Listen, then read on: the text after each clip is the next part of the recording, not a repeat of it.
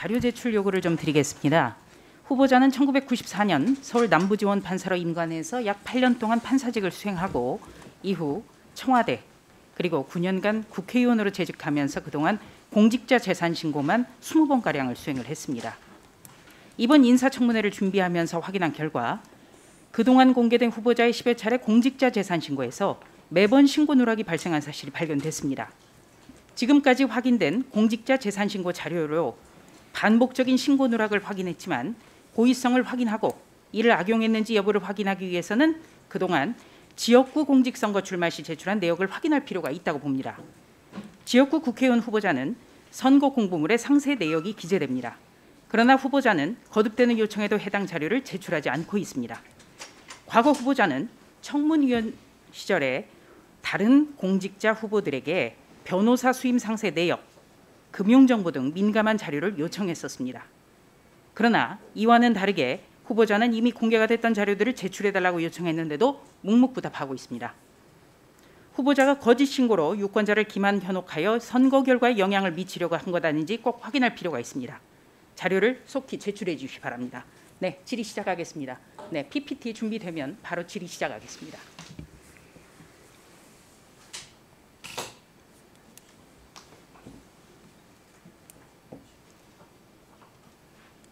네, 바로 1월 19일 바로 이 자리에 있었던 김진욱 공수처장 후보자 인사청문회였습니다.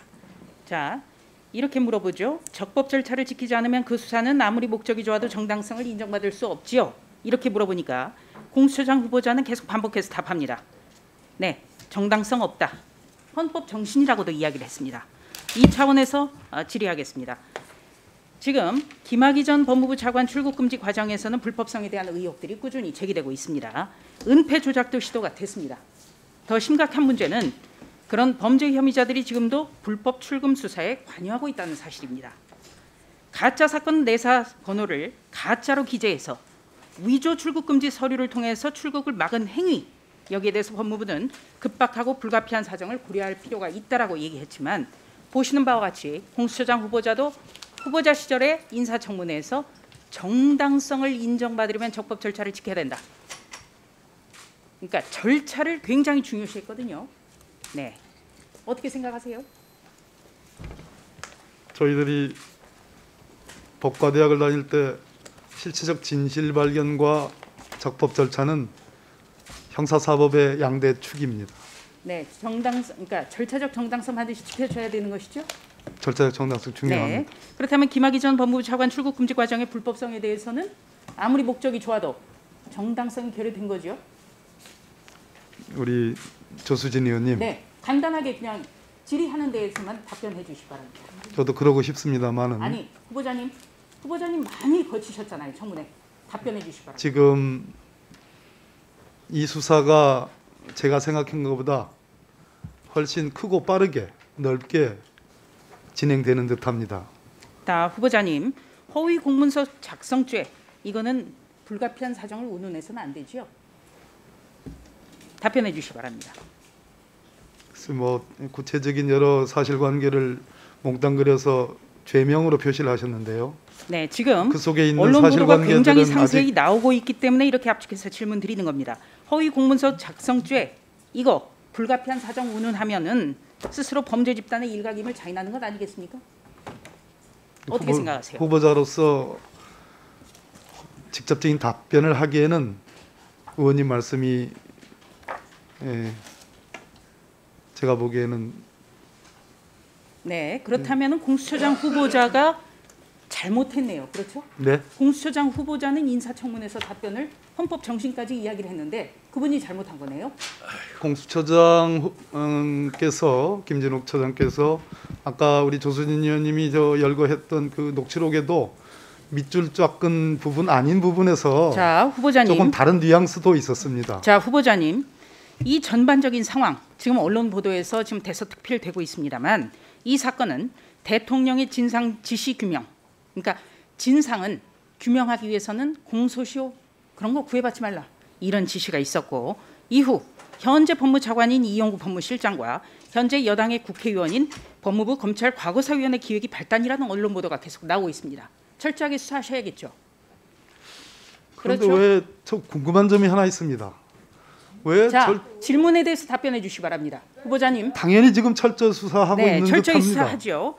자, 철저히 수사해야 된다고 했지만 절차적 정당성에 대해서 뚜렷한 말씀은 안 하신 걸로 그렇게 해석하면 아니, 되겠습니까? 절차적 정당성 중요합니다, 의원님. 네. 본 후보자 절차적 정의를 대단히 중요시하는 사람입니다. 네, 고맙습니다. 그런데 왜 이 사건이야 됩니까? 아니죠. 왜 사건을 가려서는 안 되지 않습니까? 왜 김학의 전 차관 사건이 절차적 정의를 실현하는데 후보자님. 왜 이것이 네, 후보자님. 미란다의 대상이 원칙에서 미란다가 돼야 되는 것에 대해서 미란다 저는 성인 군자였습니까? 저- 법 앞에서 그리고 절차적 정당성은 그러니까 왜 이 사건이야 그 사람이- 됩니까? 아니, 이 사건이 보도가 됐지 않습니까? 그렇기 때문에 최초로 정치를 문제 하는 제기를 것이죠. 하신 분이 누군지는 후보자님, 모르겠는데요. 그 사건이라든지 그럼 사람에 이 따라 달라져야 됩니까? 사건의 기준이 달라져야 됩니까? 사람에 본질이 따라서? 이 사건의 본질이 절차적 정의냐 실체적 정의냐라는 자, 문제 아니겠습니까? 다음 질의 근데 왜 이 드리겠습니다. 사건을 PPT 가지고 준비해 주십시오. 검찰이 말하는 절차적 정의를 표본으로 삼은 것에 대해서는 저는 절차적 정의는 국민들이 이걸 사람을 납득할 가려서는 안 수 된다고 저는 있겠습니까? 알고 있습니다. 자, 이런 기사가 나왔습니다. 박범계 후보자 아들 13살 때 대치동 세대주. 자, 이 사건 언론 보도 통해 가지고 좀 들으셨을 걸로 저는 알고 있습니다. 자, 후보자님 사례를 제가 하나 들을게요. 한 공직 후보자가 초등학생 아이의 주소지를 후보자와 함께 옮기지 않고 자녀만 따로 뒀습니다. 이거 위장 전입입니까 아닙니까? 제 아들은 위장 전입 아닙니다. 자. 위장 전입이라 함은 자, 후보자님. 새로운 주소로 살지도 않으면서 옮기는 것이 위장 자, 전입인데요. 제가 제 지금까지 아들은 말씀드린 살고 있던 사례는 곳에서 후보자에 관한 것이 아니라 김대지 국세청장 후보자 청문회에서 나왔던 이야기고요. 바로 김대지 국세청장은 위장 전입이다. 위장 전입을 사과드린다. 이렇게 답변했기 때문에 김대지 국세청장 사례를 질의한 것입니다. 저에게 답변할 네. 기회를 좀 주셨으면 자, 좋겠습니다. 후보자님이 총선을 위해서 국회의원 선거를 위해서 대전으로 이사를 했고요. 배우자도 주민등록을 대전으로 옮겼습니다. 그런데 13살 아들은 서울에 남았습니다. 배우자는 서울에서 아이를 돌본 것이죠.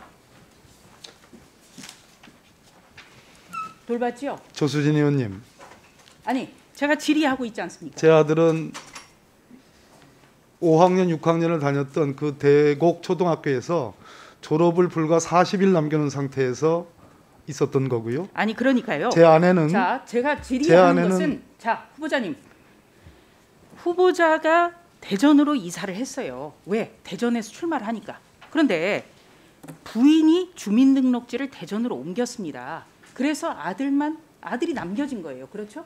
예, 인정하시죠? 장모님이 계셨습니다. 그러면 배우자께서는 아이를 돌보지 않았습니까? 조수진 의원님 비례대표 의원 아니십니까? 아, 저기 그 지역구에서요. 후보자님. 지역구에 후보자님, 잠깐 후보자님. 제가 자, 답변 후보자님. 드릴 기회를 안 주시겠습니까? 배우자가 주민등록을 대전으로 옮겼죠. 옮겼습니다. 네. 그런데 아이를 돌봐야 되는 것 아니겠습니까? 부인께서? 당연한 이치입니다. 네. 그렇다면 저도 돌봐야 되지 않겠습니까? 배우자가 주민등록지만 옮겨놨다면 그거는 위장전입인 거예요. 그래서 질의하는 거예요. 주민등록지 네, 조수진 의원님 정리해 주시고요. 아예 이렇게 지금 논란이 상당하고 우리가 참작해야 될 사유가 많다면 주민등록법을 아예 그냥 개정을 해야 될 것 아닌가 그런 차원에서 질의한 겁니다. 이상입니다. 위원장님 네, 저 잠깐만 박범계 답변을 좀- 후보자께서 이 사안에 대해서 답변 미처 못하신 거 있으면 짧게 답변해 주시고. 지역구 국회의원 출마자가 본인을 포함해서 그 지역구에 주소를 두는 것은 요건이 아닙니다. 그래서 그 주소지를 두지 않은 후보자도 꽤 많이 있습니다. 하물며 배우자가 주소를 이전함으로써 지역구에 주소를 두는 건 역시 아무런 요건이나 아무런 요구가 없는 겁니다. 즉 굳이 위장전입, 선거를 위해서 위장전입을 할 필요가 없었습니다. 제 아들은 아까 말씀드렸듯이 졸업을 딱 40일 남겨놓은 상태에서 전세 기간이 남아있는 상황에서 불가피하게 그렇게 주소를 남겨놓은 것이지 위장전입이 아닙니다. 그리고 아들은 서울에서 졸업을 한 이후로 바로 대전으로 와서 대전에서 중학교, 고등학교 다 졸업했습니다. 그다음에 제 아내 역시 제 아내 역시 네, 주민등록법 위반 사실 있습니까? 없습니다. 네. 제 아내 양보해 역시 주시고요. 네.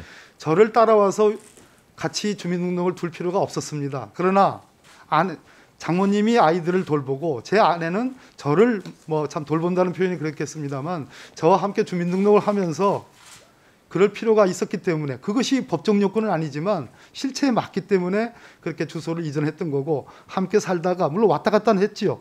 그러다가 최종적으로 큰아이 졸업을 하면서 일가족이 다 대전에 아파트 전세를 얻어가지고 함께 살게 된 것이 전부입니다.